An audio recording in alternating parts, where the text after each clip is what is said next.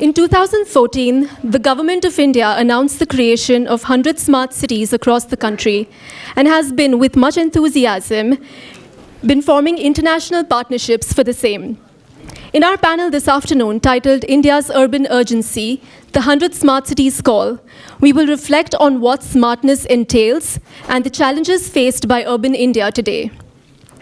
The panel will be moderated by Professor Bish Sanyal, who is the Ford International Professor of Urban Development and Planning at MIT. He is also the director of the MIT Comprehensive Initiative on Technology Evaluation as part of USAID's Higher Education Solutions Network, which gave a $10 million grant under Professor Sanyal's leadership to evaluate technologies for the poor. Thank you, welcome, and to you, sir. Okay. Thank you, Gino. You can hear me? No? First of all, welcome to the session on smart cities. I want to thank Gino and the group, the organizers, for organizing this conference. It takes a lot of work, I know. And I am really impressed by this, by the audience, by students. I know many from Harvard, MIT, many mid-career professionals like Sanjay, Sanjay Kumar, who is here. And of course, faculty, many faculty and practicing planners or professionals from India who are visiting, and many public policy makers.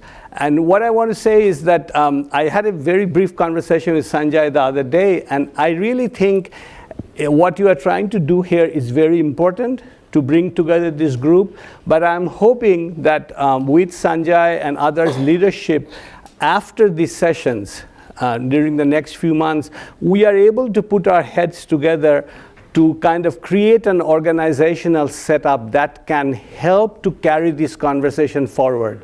And carry this conversation forward in three different ways. First is, of course, informing public policy. And that's partly what our conversation today, to respond to the Smart Cities program that the Indian government proposed in 2014.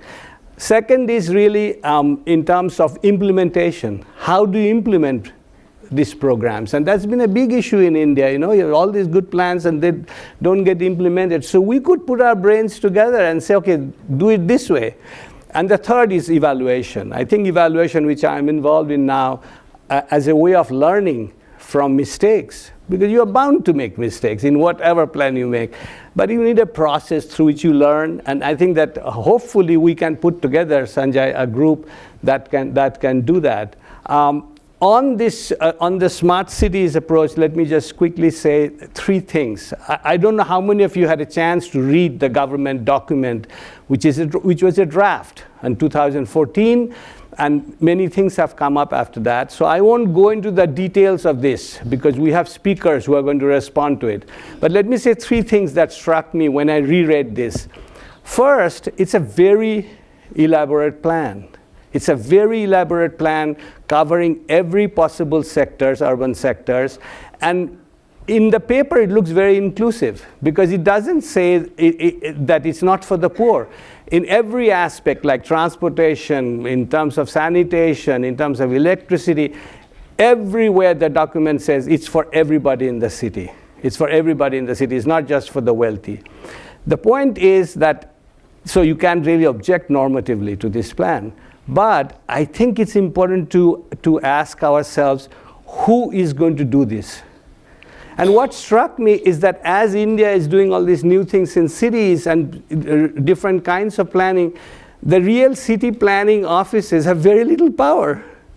They are virtually powerless, the traditional city planning offices. So you have development agencies, development agencies, which are doing reasonably well because of development, but you can't expect this level of integrated planning that they're proposing without somehow saying who is going to integrate. Because integration in the past in planning literature has been a nightmare. It sounds good, but it's very difficult to integrate. So I would say institutional question would be, who will do this? And you know, if you read this thing very carefully, the separation of power between central, state, and local, the way our constitution is written, so it says that the city is under state authority. But I am struck by this note that Manmohan Singh wrote in the preface to Ahluwalia's last book, Ishar Ahluwalia's last book, saying, we can't expect cities to do these things unless we change the constitution. They don't have the power. So it's a very important structural argument he's making. The second thing I want to say about this, and I know the speakers are going to talk about this, is it doesn't tell you, the report, how we're going to go from where we are, 65% of the city in informal sector, urban, housing, with lack of all sorts of facilities. How exactly is that change going to come to the smart city? It's a political reality. All these people are living in these areas. We cannot just kind of imagine that they don't exist. And I don't think the authors really are saying they don't exist.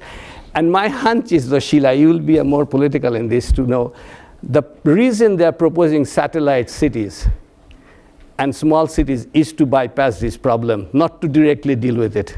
That's one reason why they're calling satellite cities, because they just don't know how to deal with this huge problem of these big cities and poor people. But I think we have to address that issue head on, and I know a number of the panelists will do that. The last thing I'll say is technology. So it's a smart city, right? It's a smart city. And I started thinking, because I work on urban planning and urbanization is directly linked to industrialization. In the West, when countries become urbanized, they were industrializing also. So there was all this technological change, right? You had train, you had elevators, you had automobile, you had, why we didn't call them smart? We never used the word smart before, right? It was a major technical change. So now what we're calling it smart now. And in this regard, let me just quickly say a project that I'm working on, not spend a lot of time. This idea of smart cities and smart technologies emerged with ICT. And ICT came in the 90s. Many cases, they were reaction to big technologies, saying the big technologies are not efficient, they don't create sustainable communities, they are polluting many cases. And somehow ICTs are going to give us the chance to do it in a different way, more efficient, more democratic, more accountable, more resourceful, etc. So the project that Jinal mentioned that we have at MIT is actually we are looking at flood of technologies in the market, not shortage, just flood of technologies that have come out in the name of helping the poor. And they are all being proposed as alternatives to the mainstream technology, so small scale, etc. So what we got the grant for is to say which one works. We don't even know which of these technologies work. There are 16, 17 varieties of solar lanterns, many water filters. So our project has three parts. First, we look at in the lab, engineering lab, whether the technology really works in the way it says it works. It's a very interesting way. Engineers love it. They take it apart, and they tell you whether it says what it does. Second is some technologies that are relatively well built, why all of them don't spread, why they don't reach the poor. So it's a question of markets in terms of supply chains, and it's to look at the large picture. And the last is the environmental impact of the product. So it's again an assessment. So what I thought we should do, because of our project is somewhat skeptical of technological change because we think there are too many demands made. Our panel, I'm hoping that my colleagues from MIT, Ryan Chen and Kent Larson, who have been working a lot on these issues, will give you very quickly, 10, 15 minutes each, a sense of the kind of potential and possibilities of technologies and what we can do. And then Rahul Mehrotra, a colleague, and he's been at Harvard. And also Rahul is closer to India. He has practice in India. He shuttles between India and here. So I thought Rahul could be a very nice link. And finally, with Sheila, who I don't have to explain to you, most of you know Sheila's work, deeply embedded in India, have been working with all these poor people in India, empowering them. And so that will be the progression of the panel, okay? So go ahead, Ryan.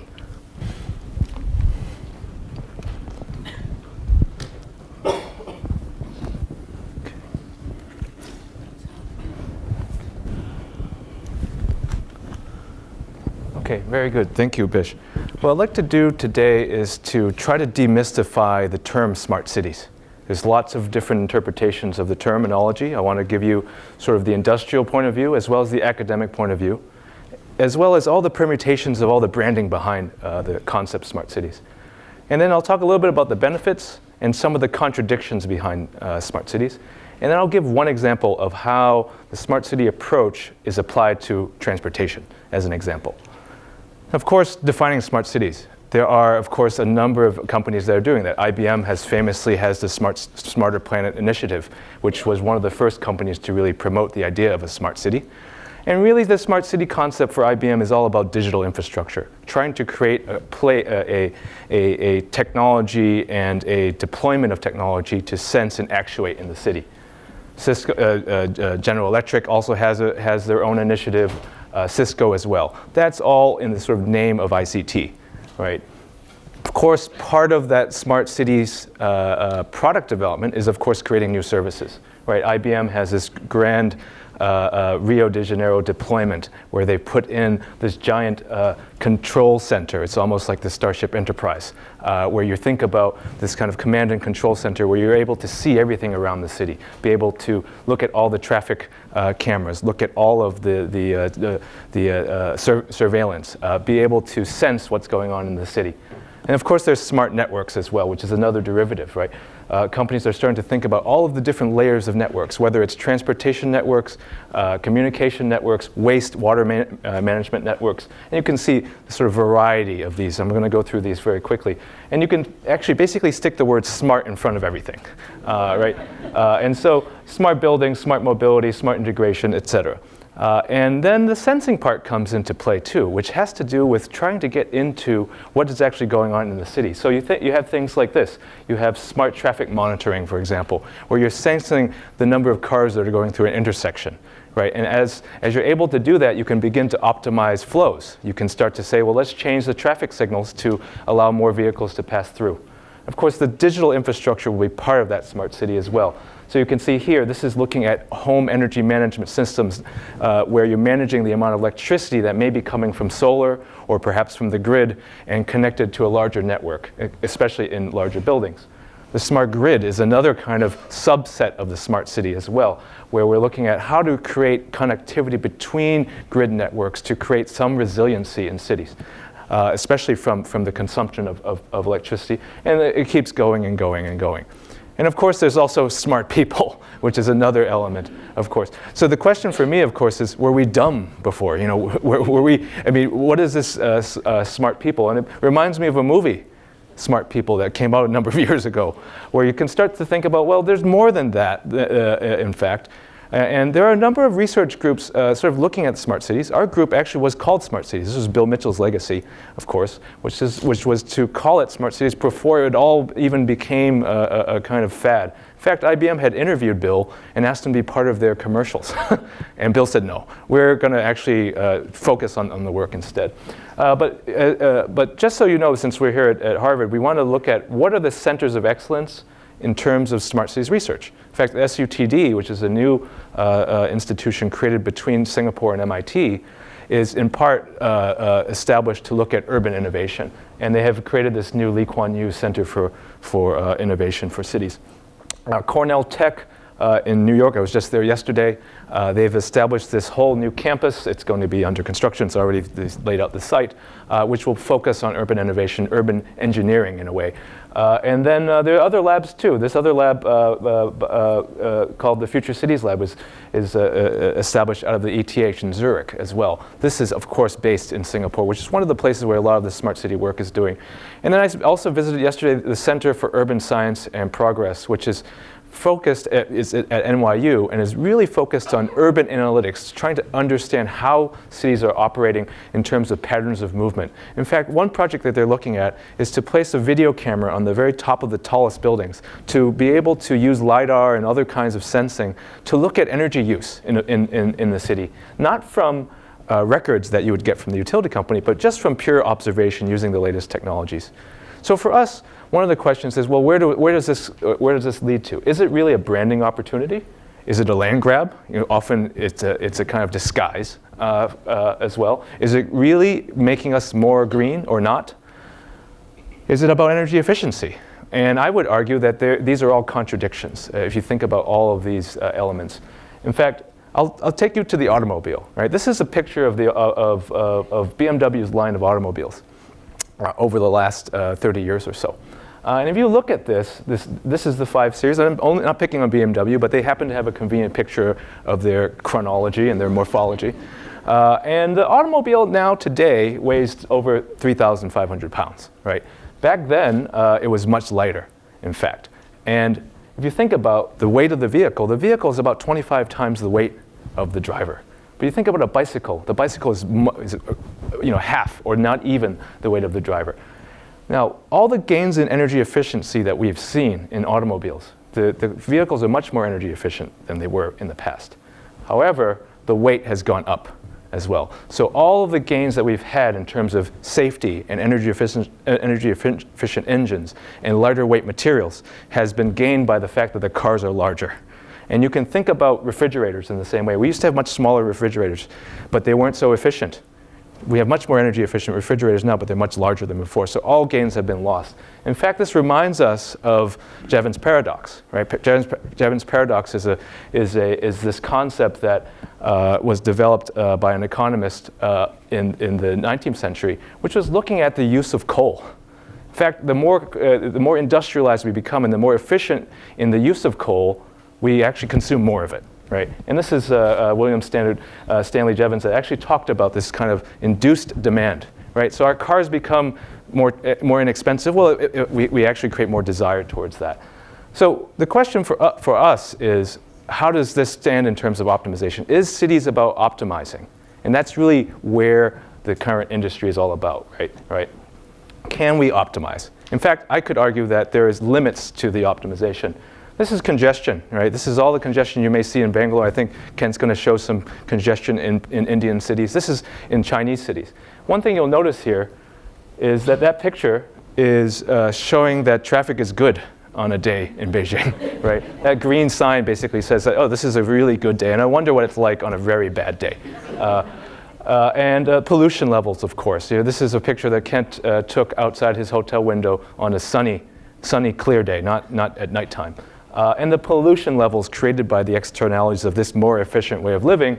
This is the pollutant levels, particulate matter levels in Beijing, 2013, January, all-time high, very close to the Alaska wildfire in terms of pollutant levels. If you can see it from the back row, this is smoking room at an airport.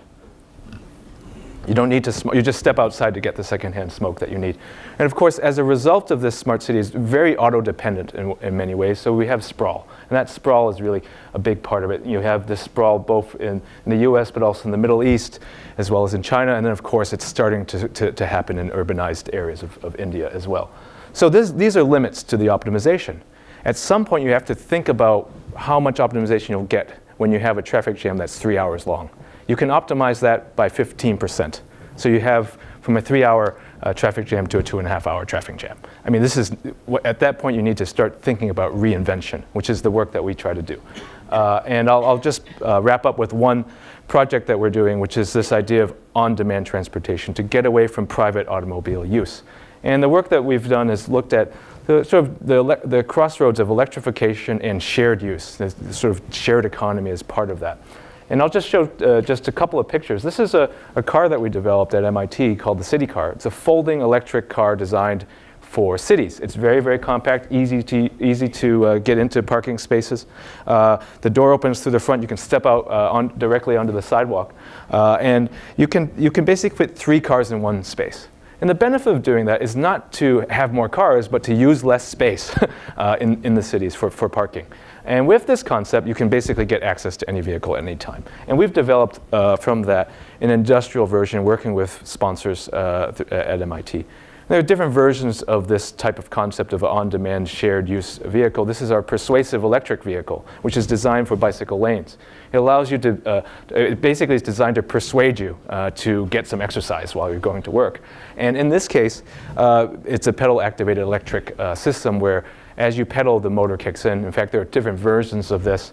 The pedal electric can convert, in fact, into a package delivery system as well. And with the integration of autonomous self-driving technologies, you can imagine delivery of goods and services at off-peak hours. I'll show you one other thing about simulation. This is Kendall Square. You might be familiar with it near MIT. This is the amount of parking. The red area represents parking required. This is a congested area, this intersection. The reason why we have congestion at intersections is because people don't cooperate. When the light turns green, we don't actually all start moving, in fact. And as we shift to shared transportation, you can see the amount of parking that's reduced by that. All that land, that urban land, is actually can be reclaimed for people to use. As we start to get to collaborative environments where vehicles start to communicate with each other and self-driving becomes possible, you can imagine how much parking is actually reduced. Over here, you can see how much parking is reduced to almost zero. The number of vehicles is reduced dramatically, and the time also reduces. Now, of course, this is a world where we don't have this world yet. We're not quite to this. But the benefit of this is when you start thinking about a future smart mobility system where you combine shared use, electrification, and autonomy, these sort of leading edge technologies, all put together, you can create a very sustainable system. In fact, Mahindra is now sponsoring this RISE Prize, which is to think about how you can develop autonomous vehicles in the context of an Indian road network. My biggest advice to them, and I've been asked to help to judge this, is that we have to focus on the shared economy in combination with self-driving. Otherwise, we're going down a very bad path. Right? You can think of self-driving in private automobiles as a kind of explosive, inducive way of getting more people into automobiles when you don't actually need them to. You need other modes, of course. I will stop there and hand it over to Kent.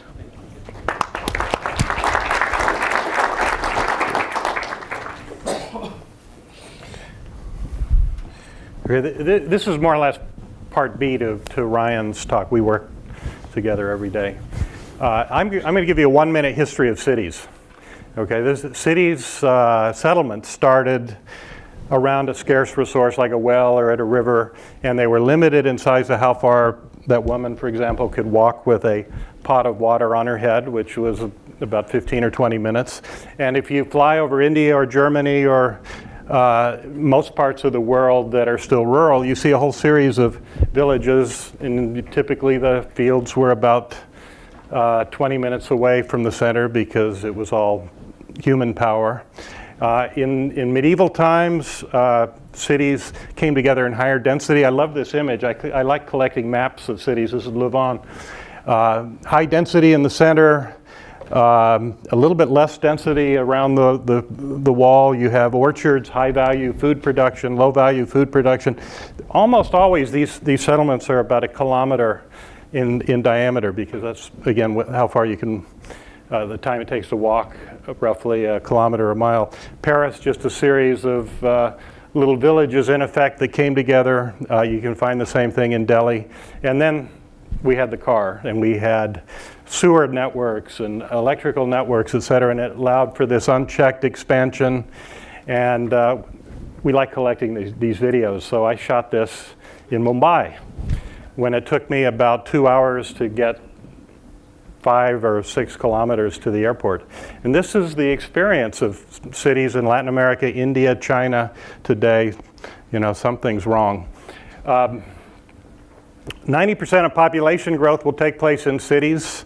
We have to deal with cities. What we're beginning to realize is there's a more interesting aspect to cities in the future. Almost all the innovation will take place in cities. 93% of patents will take place in cities, but the world's not flat.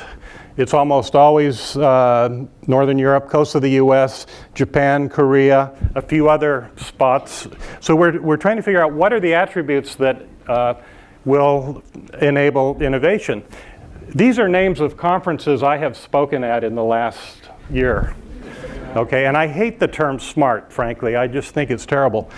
As I do green or sustainable city or intelligent city, low carbon city, eco city, resilient city. I mean, there are all some good stuff there, but it's just way too narrowly focused.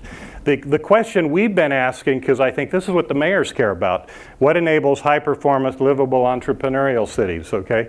The second two are actually probably more important. You know, entrepreneurial is about jobs and GDP, livable is about quality of life, and high performance is about resource consumption. These are, I think, the key things. We don't have a good brand for this approach. But if we think about innovation, you have to think about people and their interaction. This is a study that Sandy Pentland did of a workplace. And what he was looking at are social ties in the community, in the workplace community. This guy here doesn't communicate very much with people. These people are super networkers. They tend to be more productive and innovative if you have broad social ties, deep social ties. And people are thinking about how to foster this in the workplace. Same is true in the city. It's all about creating these social ties. And this is where we like to start. The issues that we've been thinking about really come down to density, proximity, and diversity. So density is residential and employment density. Proximity, we think, from the home to the workplace, to shopping, recreation, schools. Diversity is not only people, but diversity of companies and research centers. Then the new urban systems, the smart systems, as some people would say, is really used to manage all of this. So you get those three key elements. Quality of life improves, jobs increase, and you reduce the resource reduction. This is really our whole research agenda that we're exploring.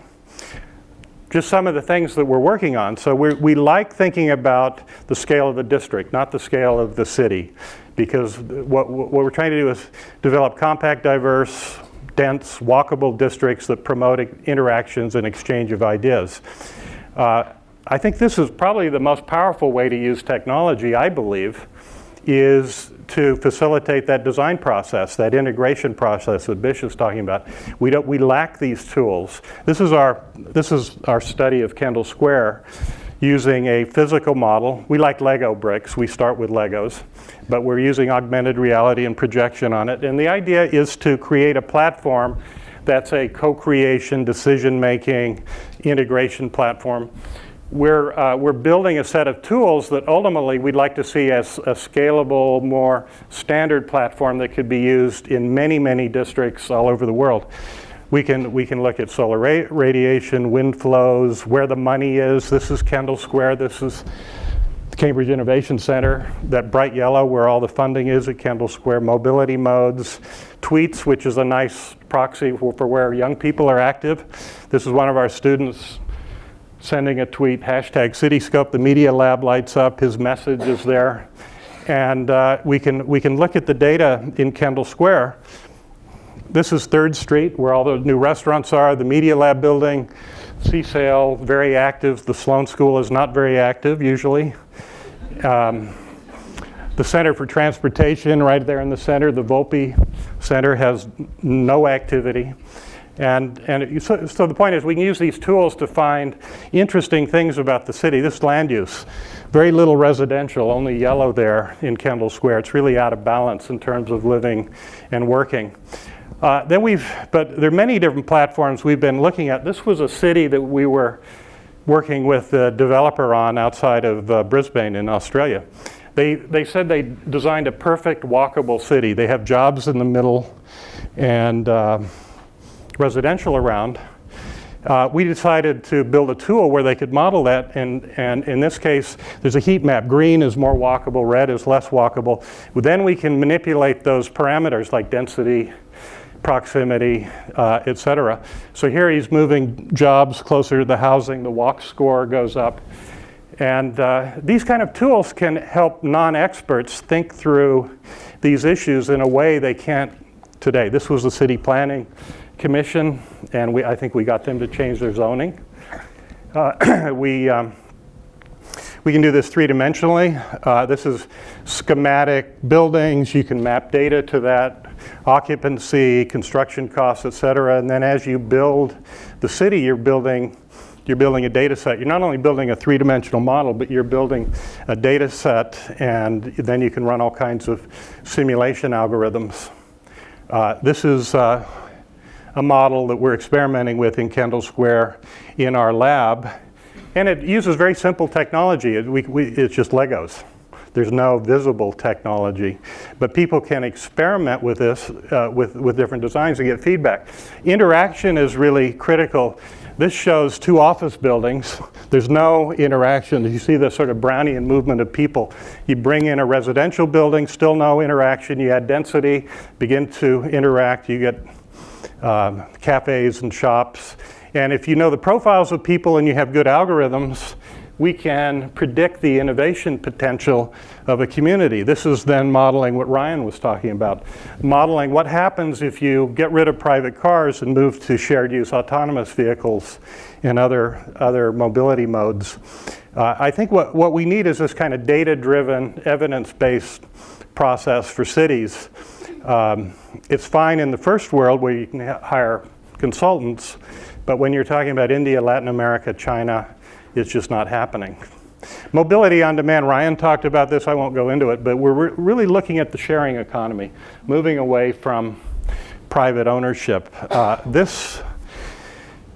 These are all the mobility modes that we think are important in a district.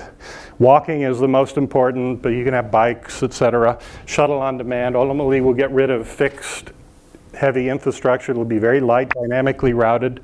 The vehicles in red are the ones that we've worked on in our group that we're experimenting with. There are certainly others. So the idea is the right vehicle, right mode rather, at the right time for the right trip. Food is really critical. We're beginning to think that this maybe is the most important area to work on, addressing energy, water, nutrient scarcity. This is a diagram of city 2900 BC. It's almost the same diagram as Louvain that we talked about. But you can see the orchards here, the food production, et cetera. People had a very, very close relationship to their food. Food insecurity, some people say the most dramatic problem facing mankind. These are the food secure countries. These are the food insecure countries where it's likely in the next 20 years you'll have famine and probably war as a result of this. Polluted land, 30% of the farmland in China is contaminated with heavy metals, almost as bad a problem in India. Water scarcity, increasingly with climate change, this is a big problem. This is how I'm addressing the problem personally. This is my harvest from last summer. I have a little urban garden, but you know, this is a hobby. This won't save the planet. This does not work because it's way too water and energy intensive, you know, Southern California food production. We built a food lab at the Media Lab to look at this. We call it City Farm. We're experimenting with different technologies. We realize that there are good ag schools and plant science schools, but there's not a good food technology program in the world, so we decided to do it. This is our new version of the City Farm. We're particularly interested in aeroponics because it uses maybe 10% of the water, 60% of the fertilizer. You can see the little roots of the plants. We can grow a head of lettuce in 20 days rather than 70 in dirt. We're looking at sensor networks, lighting, and automation routines. The point is, if you can grow food near the point of consumption, right in the city, you create jobs. 300 million rural Chinese will move to the city over the next 15 or 20 years, same in India. We can grow about 3 heads of lettuce or broccoli per square foot in dirt, maybe 18 in with aeroponics, or that's 54 times the production in a one-story array. You could scale that to the scale of buildings and develop this more intimate relationship with people and their food. An Indian company, Wellspun, looked at this technology and said, well, we can do the same thing with cotton to get absolutely consistent, high-quality fibers, have distributed production in many places, including in the cities. We're really quite excited about that. We're sort of at this stage, you know, the mainframe stage. We have a lot of work to do. And then the last thing I'll talk about is housing. Housing is so critical if you're going to bring jobs and innovation into the city. Former Mayor Bloomberg said that was probably the lack of affordable housing for young professionals, maybe the biggest threat to New York remaining economically competitive.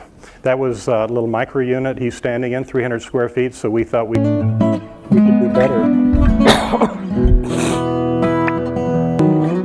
This is a little unit, and actually we're working with a developer in India now to bring these ideas to India. 200 square feet, 19 square meters, has a king-size bed, dining table, office, living room for 8 people. It's a small bathroom, but it opens up to a big handicap-accessible bathroom. You can double the size of the counter. This can be high-tech or it can be low-tech. The savings is in the efficiency of the space. We've come to realize that urban space is too valuable to be static and unresponsive, that we have to have multiple uses and time-shifted. Yeah. Those are my students.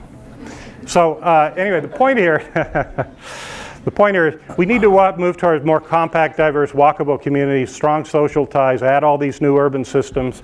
That equals innovation. Then you'll get green, smart, sustainable cities, all of this stuff by default. But it's not technology, it's technology, good technology plus good public policy plus good design. And that's what will make good cities. Thank you. Thank you.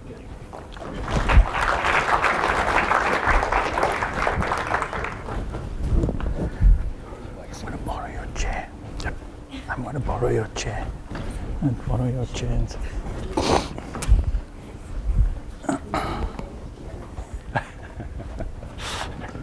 We're having fun.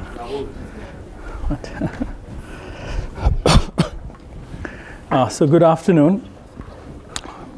Media Lab, we believe that we've arrived in the future every time you guys make a presentation. It's fantastic. So thanks very much for it. And the only reason I'm really here is because my students forced me to be on this panel.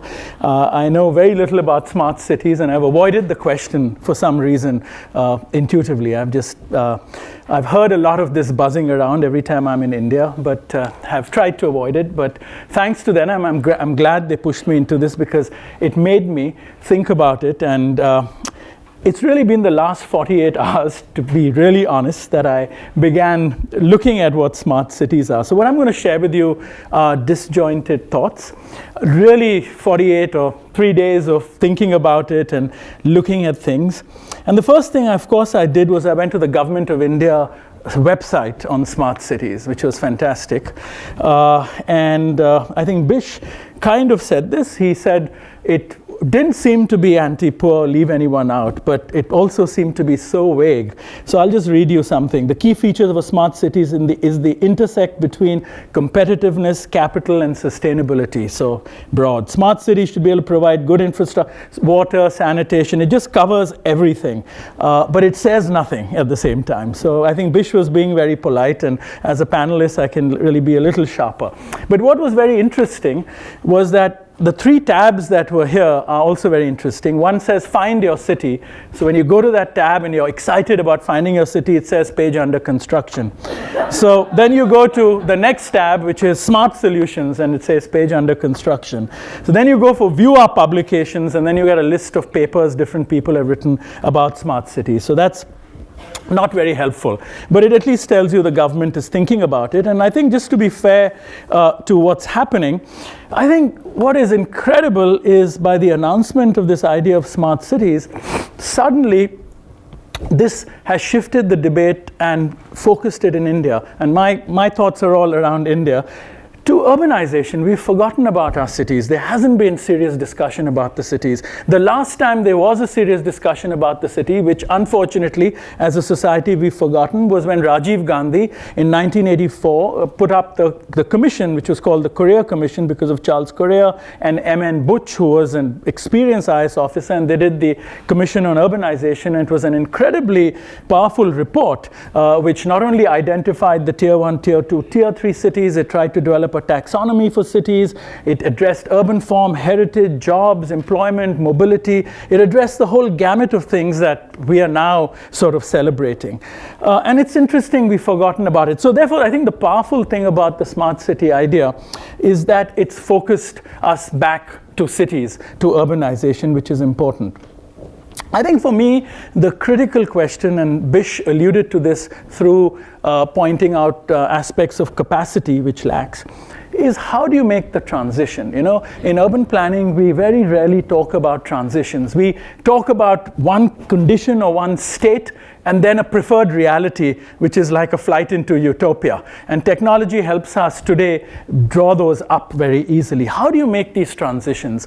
And so, you know, it's like our energy policy. And people say, why is India going nuclear? I mean, we should be doing sort of doing alternative energies and things, but we can't make the jump. And sometimes transitions are not direct. Transitions are very convoluted. You have to go through a very torturous path, so paths often that you don't even believe in to get to your real goal. And I think our energy policy is one such example. So for cities, why are we not thinking about this? Because we cannot make a transition to smart cities, however you understand them, given our present condition. And I think this is really the critical question. How do you make this transition? What does it mean in terms of capacity building, etc.? So I think the smart city statement by the government, like I said, I'm sharing with you disjointed thoughts, which I hope will add up to something of the discussion, is about optimism. It's a political statement, naturally. But the question that comes to my mind is that, is it a Trojan horse? Of course, one must be suspicious of this, only because, I mean, that's how we can contribute as the academy and as civil society, not to counter the argument, but to find better ways of describing it, find more intelligent ways of making these transitions, etc. So is it a Trojan horse? When I look at the website, of course, I don't learn anything. So what might be my critiques just from my experience of working on the ground? One, I think, is that I find it problematic that anything is universalized. So this category of smart cities, 100 smart cities, all over the planet, all over India, what does it mean? Well, coastal cities are quite different from small towns. The DNA of cities is different. What is the taxonomy that we work with? They're completely different challenges. So I think there are problems inherent in universalizing these categories and not nuancing it enough. Because I think what it runs the danger of becoming, and smart cities will become, the same problem as the generic city, which I think much has been written about. So you're going to have the generic smart city now. It's just going to be an add-on. So I think the problem, therefore, extending from that, is that it is usually becoming a list of hardware. Transport, information technology. There's no discussion of demography. When there are discussions about this, you don't know where people are living, what they're doing for their work. There is no discussion. The human being is absent from these discussions because it's all become about hardware. And I think this is a huge problem. And it also then leads you to asking the question, we should be asking as a community the question, what is the purpose of the city and each one of these cities that we're talking about? Because it's only from the purpose of the city that you can evolve what might be the strategies. The fourth, I think, critique would be, for me at least as an urban designer, terribly frightening, is the idea of urban form. Mr. Modi's Honorable Prime Minister's gift city is an example. It's got, hand-me-down versions of some building from Beijing, something from Dubai, Shanghai, all kind of thrown together in some Photoshop montage. And that is supposed to be the image that's going to excite us about making a city. It's highly problematic for many reasons. One is that it's completely inappropriate architecture. It's what at least I refer to as these wonderful landscapes of impatient capital, Dubai, Shanghai, where it's only about making the arrival of capital frictionless, so therefore it's only unidimensional. The urban form always expresses this, and the GIFT City, I looked at the site of Dholevra, which is in Gujarat, a YouTube site that a student of mine sent to me. Fascinating. Not only does it brand the private developer right through the whole YouTube video presentation, but the experience of the city starts at landing in the airport and then going through very quick mobility into a downtown. So that is the imagination of bringing a Dubai or a Shanghai back. So the urban form that we've begun to get obsessed about is locking our imagination into such a limited kind of spectrum. So I think these are some critiques that I think we have to look at very carefully, because they begin to deconstruct the Trojan horse, so to speak. So of course, one then is scared that we are going to have more Gurgaons, more SEZs. We're going to have that kind of imagination where smart cities will secede from the reality of the urban Indian landscape. So therefore, what should the discussion be, and what should cities in India be, and I think what are the issues? I think it's worth sort of looking at. I think for me, one of the biggest issues is the issue of equity, and equity is both economic equity, which is something that is the forefront, but it's also social equity in terms of caste, religion, a whole gamut of cultural and social stigma that define forms of inequity, and so therefore our cities should not be about making an inclusive city, which is also, I think, like Ken rightly pointed out, these categories limit our imagination. We should be asking how we don't make our cities exclusionary, so we flip that around. So equity is a big question. The other, I think, thing that we have to look at in our cities is, and this is where the problem of looking only at the hardware is problematic, is in this third revolution of information technology, which also, as our colleagues have shown us, hold many, many advantages in the way we can imagine and make smarter cities. But in this revolution, there are 3 or 4 aspects that have created very high toxicity in our lives, highly toxic, and we don't take it seriously enough. We talked about, so Food has become highly toxic. I mean, how do you counter this? Water has become highly toxic. How do you counter this? Transportation actually has become highly toxic, and I think that's why what they're doing is wonderful work to counter this. And the last thing, which is related to the urban form, the one thing that we don't discuss that is actually creating the greatest toxicity in our environment is construction, is actually buildings and architecture, whether it's freeways, whether it's flyovers, whether it's heavy infrastructure, highly toxic in what it does. I mean, Delhi's problems of pollution come from, of course, they come from small fires and things, but it also comes from Beijing's pollution came from the toxicity of construction, for example. How do we look at this? And so in any city, there are domains that we have to address, and that's why I think Ken's sort of point in that slide was very telling. It's the question of lifestyle and demography, it's a question of urban form, it's a question of mobility, water, food, energy. So it is how we create this ecology. The way the discussion about smart cities has been posed is it's becoming an engineering silo. It's not becoming an organic ecology. And it has to be imagined as an organic ecology for us to take it any further. So if I may just list 6 counter-narratives, is something that Adam Greenfield has done some interesting work, and looking at his work, I sort of listed 6 things that I think might be worth our discussion. So one is the smart city is built in a generic space and unfolds in generic time. I think this is a problem. This is a critique of it.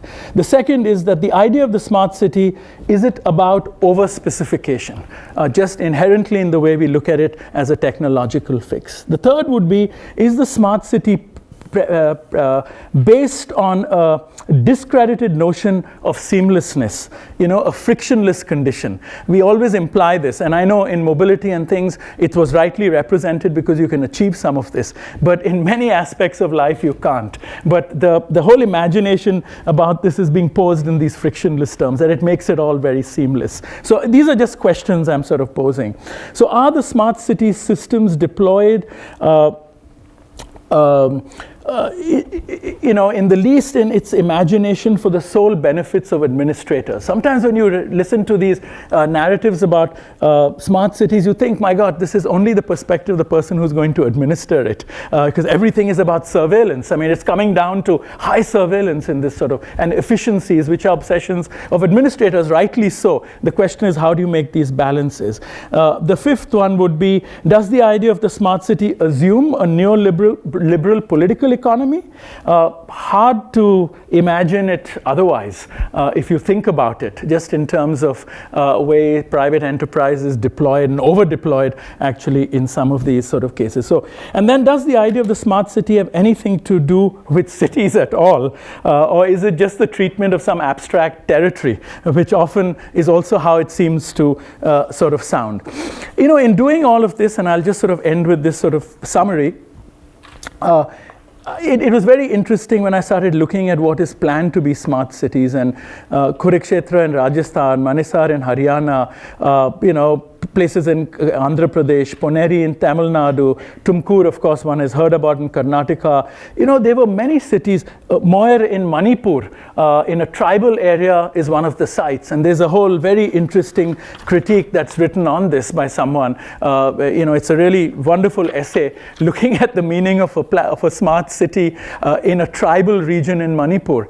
So it's bizarre in terms of its locational imagination. That's why this idea, is it about cities at all, or is it just engaging abstract territories?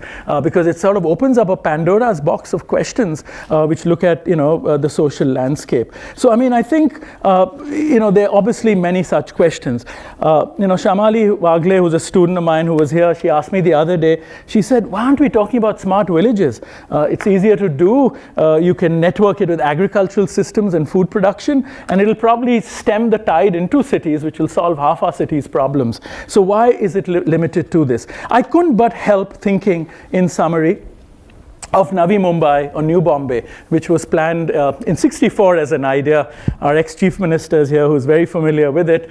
And it got traction by '72. For many reasons at that time, there wasn't political will. I was looking at the details of this, something I'm familiar with. It was actually a very smart city, but it had no form deployment. It was a city for the poor. It was a self-help city. It was based on mobility, access to jobs. It was job-work relationships, living-work relationships. It had all the components without technology that we are celebrating in a smart city. And so I think the idea of a smart city is to a great extent based on the beliefs of planners and city managers and now politicians that substantially base it on the use of information and communication technologies in the management of these urban functions.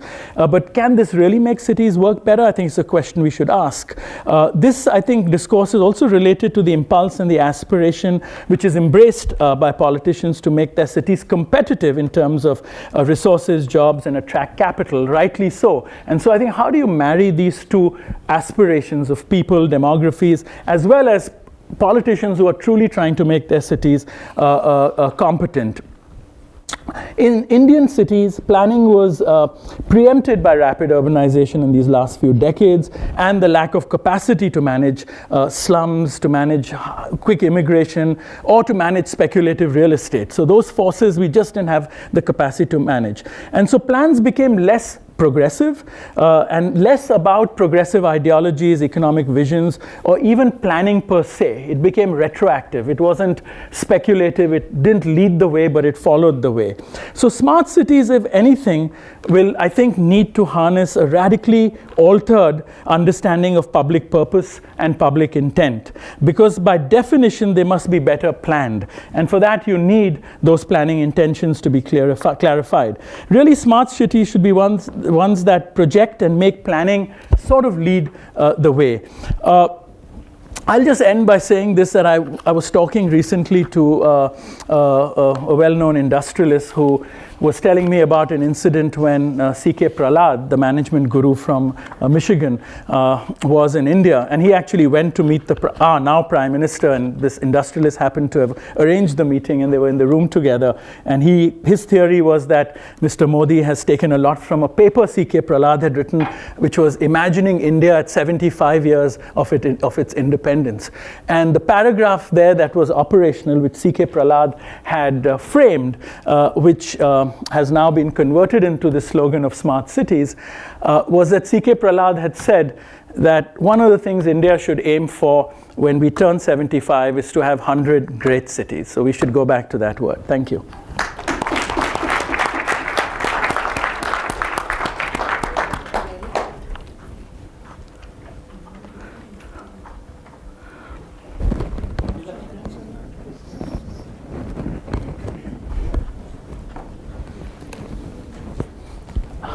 No, not this one.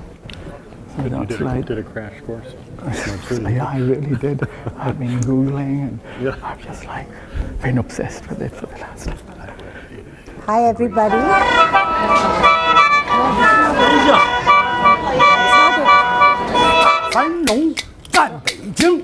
You're supposed to dance, Sheila, now.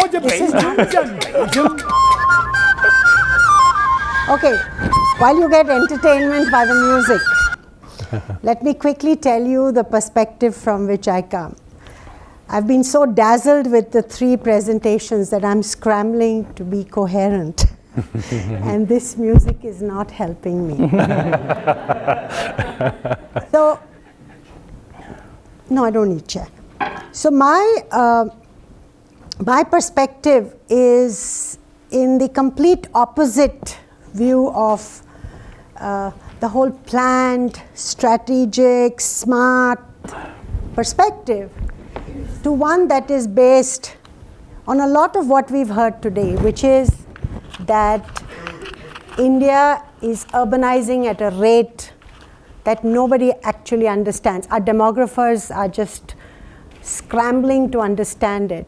And the reality that the global economic order is going to produce urbanization in India and China of the sort that we have never seen, in volumes that are unimaginable, and of people who will be with very few assets, very few saleable skills, and very young people coming into cities either aspirationally or because their lives push them into the city. This is the challenge of the future of Indian cities. And I can tell you that we have a terribly dismal record of first understanding it, attempting to develop some strategies for it, and to acknowledging that we have been dismally failed at this process. And you can see that in what you see in the cities today, because you cannot jump to the cities of tomorrow if you can't look hard-nosedly at the cities of today.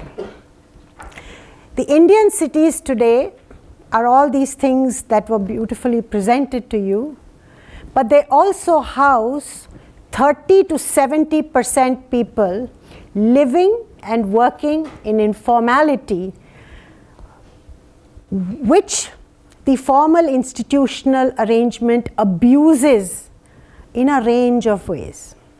People are criminalized, people are evicted, people are underpaid, all kinds of things happen, and we do not either acknowledge or appreciate their contribution to the city.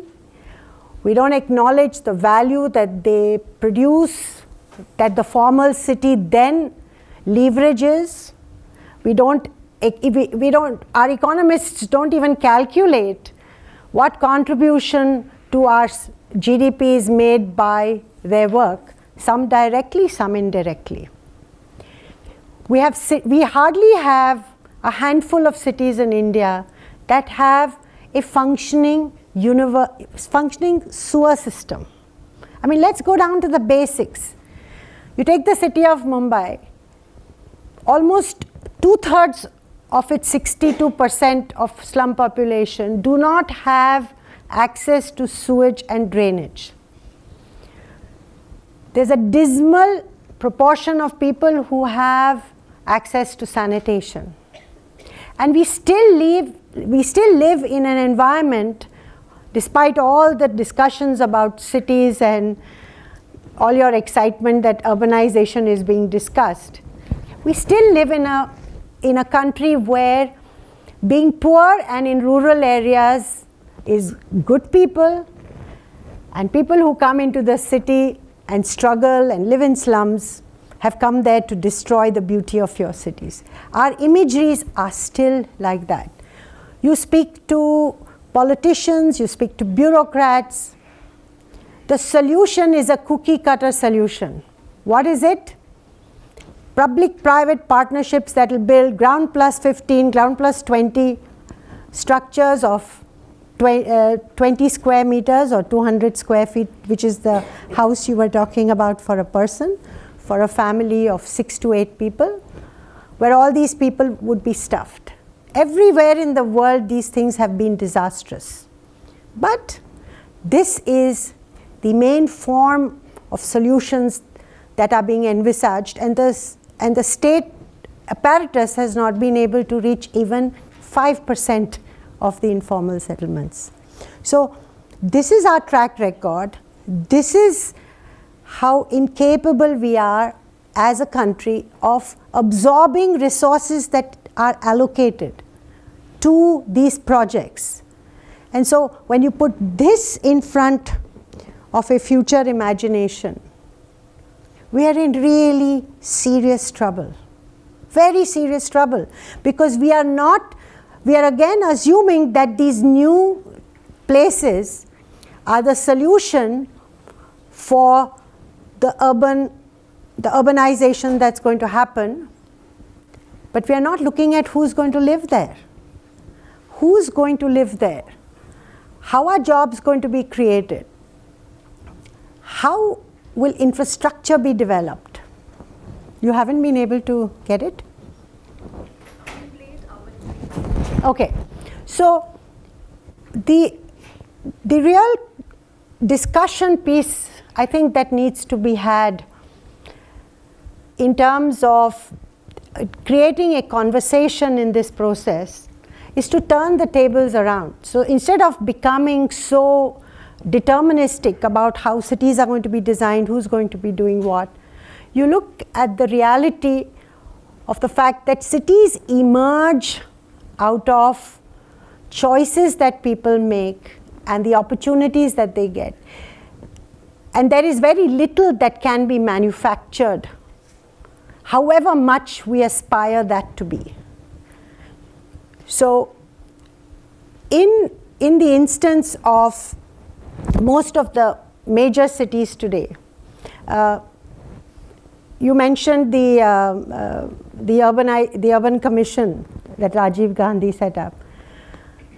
There were many cities that were set up at that time, but most of them failed because they didn't have adequate infrastructure, and so they did not attract industry, they did not attract commerce, and people still continued to come to other places.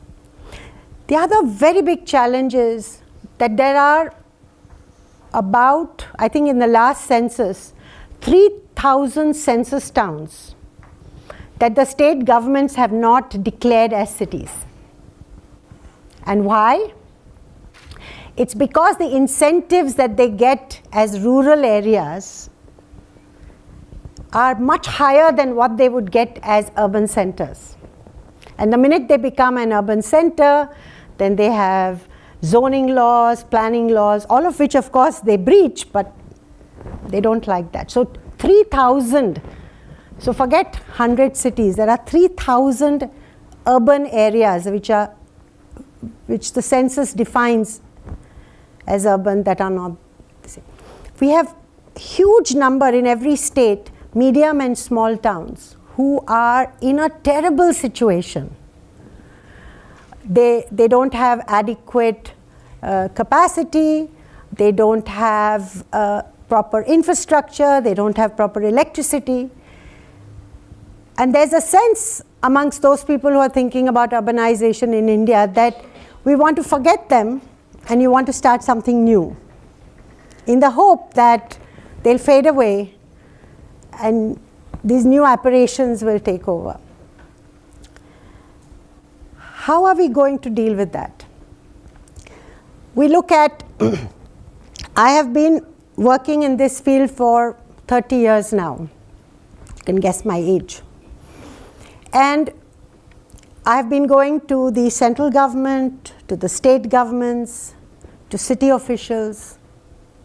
No IAS officer does anything in urban areas till he is already 15 years in the service. Very few people in administration actually know how cities function, yet they administer large municipalities or small municipalities. We tried very hard to look at ways by which their training can change. Doesn't work so much. We also find this morning there was a discussion about training politicians. I think that's a really important thing to do because the imagination of most politicians is around rural. There are very few situations in which you can have a 4 to 5 hour deep discussion about urbanization. Because in most cases, urbanization, you talk about something, you say, oh, it's a problem of land. Oh, it's a problem of this. But where are the solutions? And I think that if you're really looking globally, we have to look for solutions that produce the equity that you spoke about. What do we do to produce solutions that have energy justice, that provide everybody access to water, sanitation, sewage, drainage, that provide people opportunity for occupational mobility? There was a wonderful discussion before here in the same room about skill building. So we are all aware that the excitement about cities in most countries in the South is because an acceptance that they produce most of the GDP. And a lot of our leadership want cities to become locations from where they will get more foreign direct investment. Well, just last week when Mayor Bloomberg came to India and committed that he would support 2 smart cities, we were all going to figure out what is he going to do? Where is he going to do that? Where's the land going to come from? How are we, and what's the dialogue going to be between the global professionals and the local people, as you discussed? I work in a network of organizations of Asian and African cities, and the situation everywhere is the same. The local administrative and political leadership are drowning in their imageries of their cities becoming like northern cities, without realizing that they have a very, very big responsibility to the very large numbers of very poor people who come into cities. Everywhere, these are unwelcomed. There's a very interesting book that came out several years ago called Arrival City. I think some of you may have read it, which basically predicted that the informal settlements in the city are going to be the locations where migrants into the city are going to understand how to function in a city. So if you took your networking process, it would probably be highest in the informal settlements, because it's a matter of survival to do that. The problem is that their innovations do not get recognized or acknowledged or financed or paid for. So what I'd like to do is to end by saying that even in present day India, we are not facing the challenges that are right in front of our face. We aren't addressing how we will legitimize the people who are living in the city. We're not looking at really efficient and smart ways to make at least basic things available to everybody. Our Prime Minister's clarion call for sanitation gets everybody excited, but nobody looks at where the fecal matter is going to go. Where is the water to flush down the toilets? I have so many people who come to me and said, we also want to build a toilet. I said, where do you want to build? We just want to build a toilet. We want to participate in our Prime Minister's campaign. And we say, building the toilet is not the issue. The issue is what's going to happen inside it. Where is it going to be connected? Excuse the pun. There's a big clarion call. UNICEF put in a very big report on why school girls are not going to school. And now everybody wants to build toilets in schools. And many of the teachers' unions are saying there is no water available in the schools. What are we going to do with these toilets? So the inability for these kinds of campaigns to be backed up with real infrastructure of what you want to do with it. How will you reach from point A to point B, which is that people don't defecate in the open, but that they defecate safely, where the fecal matter is, I'm sorry to talk about all this after lunch, but it's a very sore point. So these are the most important basic questions that are going to confound all the administrators. The other thing is that for a long time there was some little conflict between the informal and the formal. But now with the new infrastructure investments that are coming in, the displacements are rising much higher than what earlier evictions we used to face as activists. So roads, flyovers, port developments, all these things are producing huge displacements, as are the development plans for informal settlements that are being set up. And so the real challenge, I think, for young professionals and your labs and others is to look at ways of creating a bridge between this existing reality and the solutions that come now that will gradually lead to future evolutions of more cities or different forms of cities. Because if you don't deal with the basics today, you can't be flying in the air tomorrow. Thank you. Thank you, Sheila. I'm sorry that your presentation, they couldn't trace, but are we able to show the slides? It's something you guys have helped. Come and sit here, then we can take some questions, please. Oh, again it's come. Why does this thing keep coming? Yes, how much time do we have for questions? Oh, let's just start the question. Forget it. Leave it. 10 minutes. Couple of questions, please. Would you have a microphone, please, for the questions? Can you give him the microphone, please? Yeah, right here. Maybe if we can have 10. Hey, guys, come here. Come. Rahul. Yeah, Come here. I'll move it over. Don't be distracted.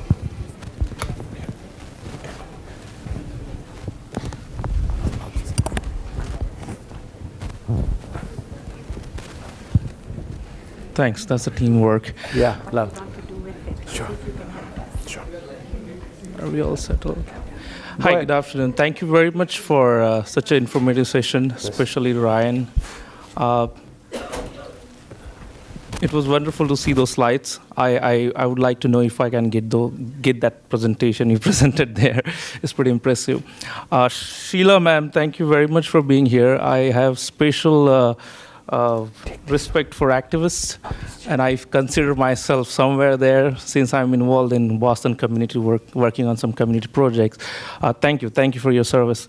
I would like to know and touch upon what Mr. Mehrotra mentioned earlier is human interaction. If we are going towards this smart cities and trying to get every possible thing digitalized or automated, and we are going to miss that human interaction part of it. For example, I use Uber sometime to the point of your demand on-demand transportation. I like that, you just call or just go to your app, call the cab, he comes, and they talk to you, and I think they interact. So I would like to know how we see the future if we are eliminating the human interaction. Okay, maybe take one or two other questions because we don't have a lot of time. Please, and make it sharp. Yeah, quick, please. Question for Sheila Patel. I would like to know, you identified the questions correctly and the problems in India for urban planning, but do you have any one or two suggestions how to go about solving some of the problems that you have identified correctly? Okay, one. Here, one.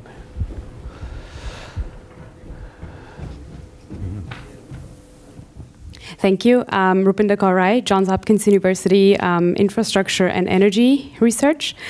It seems like you emphasized the public-private nexus a lot this afternoon by talking about technology and design innovation on one hand, and then the planning and the public policy aspect on the other hand. And whenever we talk about this, collaboration really seems to be a good buzzword.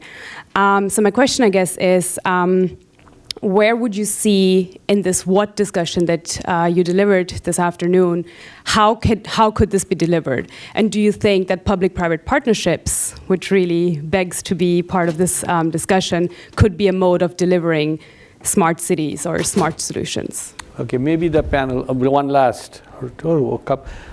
We won't have so much time, so sorry. Maybe one last question. I'll just ask without mind. One quick question for Sheila and one for Ryan.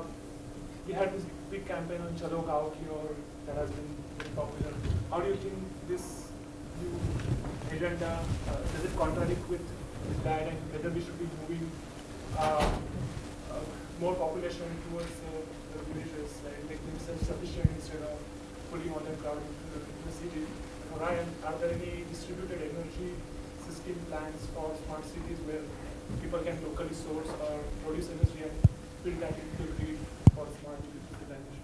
Okay, I think I'm going to ask you guys to sort of respond to this and make a statement, last statement, summarizing your point of view. I think we don't have a lot of time. Please, Sheila. I think I stated very clearly that we all love to imagine somebody else going to the village. I want to know how many of you are going to the village. The reality is that this whole planet is urbanizing. And people who are living in villages are finding that their occupations are changing and their locations have become urban. So that's one. The second thing is there's a myth about being self-sufficient. There's time for all of us to accept that we are deeply interconnected. And those connections now are actually moving further and further away. So this whole romance with being self-sufficient, being self-reliant is long gone, and it's not going to happen. The question which you asked me is that there is no shortage of interesting bottom-up innovation. I hope that I can give you some examples of what we worked at. Mumbai's public transport around 1995 was about to collapse, and the city and the railways sought to produce a solution in which 35,000 households would have been displaced. And nobody imagined, Rahul even gave me a very interesting Lakshman cartoon where they said better to move the railways because the people won't move. But I work with a social movement in which All those households were member of that network. And we designed the relocation. And because of that, this process happened. Even today, Mumbai airport has about 98,000 structures. Dharavi, these all have social groups and networks there who want to sit with the state to discuss this. We have made any number of requests. I have personally written many letters to the Chief Minister's office. I was never invited, even once, to present what I was doing. There are many young people here who come from Mumbai. You're in the hot seat, sir. So there are many young people here who worked with us on the studios, including Jinal and others, where we looked at how groups of people living in these large informal settlements could come up with development solutions that work with them. That would take a long time, but it would be done. And you talked about public-private partnership. People are forgetting people.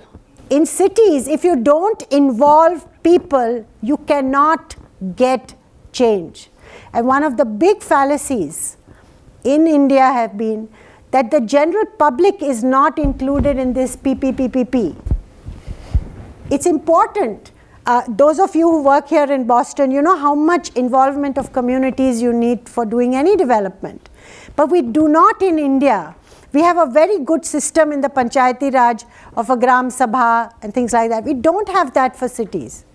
Residents' associations in informal settlements have very little to say. They're all supposed to be very grateful that the city accommodates them. They don't get equal entitlements. Thank you, Sheila. Let's move on. Sorry. Brian, They put quickly. me on my soapbox. They'll get a chance to talk to you later. Definitely we'll share the files with you and anyone here. In fact, I think we invite everyone here to participate in some of the work that we do. In fact, we, of course, travel to many cities to do case studies of how our technologies and how our concepts can be applied. And so certainly it's an open invitation. Back up to your point about cities. Cities, the cities that we've designed today are designed for machines, really. It's really a machine-dominated kind of environment landscape. In fact, we retrofit our cities to have machines in them. And even in this city, which was a pre-automobile city, we've retrofitted for automobiles. And so, getting back to the people, we have a project now that actually looks at non-stakeholder sort of participatory design. I think that's really a key element of bringing people together. And Ken showed a little bit of that. I think we want to expand that kind of work where we can bring and invite the public, whether it's special stakeholder groups, non-experts, experts, all to come together to make decisions. But those decisions have to be informed by knowledge and data and a key understanding of the trade-offs between things as well. So I think we can start to use these technologies to build platforms for that. But in the end, the people are actually, it's what, the reason why we're in the city is because we have the people there. That's the main reason why we're there. Thank you. Ken? Much of the technology that's proposed for smart cities is centralized and top-down, and I think basically going in the wrong direction. I think what is most interesting to me about the technology is that which is more bottom-up and distributed. And I think just like everybody has powerful little computers and communication devices that enables a lot of distributed productivity, distributed energy, distributed mobility, distributed healthcare, all of these things are possible. And actually I think it's places like India where a lot of this new technology will be first adopted and proven, and it'll come back to the places like the US and solve many of our problems eventually. So I'm optimistic in that regard. The second use of technology that I'm most excited about is empowering people, citizens, non-experts, to be involved in many of these decisions. I was in the new city of Lavasa a couple of years ago, which is between Pune and Mumbai, and the first impression was that it was pretty interesting. It was like an Italian hill town, on the Amalfi Coast. But then when you really look at how the city was operating, it wasn't operating as a city. They were proud of their schools, they were proud of their workers' housing, but they didn't let the families of the workers come and live there or go to the school. It was really just kind of marketing. I think we could actually analyze cities like that and score it using the kind of tools we're talking about. What is the equity component? What's the demographic profile of the people that would live there? Where's the crime? Where's the innovation? What are the public health issues? One of the problems with urban planning right now is there are no metrics. There's no tools to actually score these new designs and evaluate before they're built. Will they actually function? You know, they're really more driven by financial interests. So in that sense, I think we can use advanced technology to get back to good urban planning if we figure out the model. Okay. You have the last word, Rahul. Well, I mean, I know specific questions, but you brought up public-private and other things. I just sort of would make 2 points. One is that, I think, at least in India, one of the big clarifications that has to occur is the role of the state in planning. I mean, planning has to be a state subject, and this has got very fuzzy in India. And that's why the levels of participations, roles of private sector, etc., has become very complicated and problematic. And I think once that is clarified, it also addresses the question of people participate, because then accountability takes on another kind of role. So I think that whole area is something that needs incredible interrogation, so to speak. And the other thing I'd just sort of, even though it's repetition, is just sort of say that I think what I pointed out about these transitions, I think Sheila rightly ended her presentation or her few words by saying that you've got to fix our current problems in a way to aspire to these preferred realities. Otherwise, smart cities and any of these new imaginations are going to be but flights into utopia. Thank you for your patience. We passed the hour. Thank you all. Thank you all of us for participating and giving us so much food for thought. Thank you.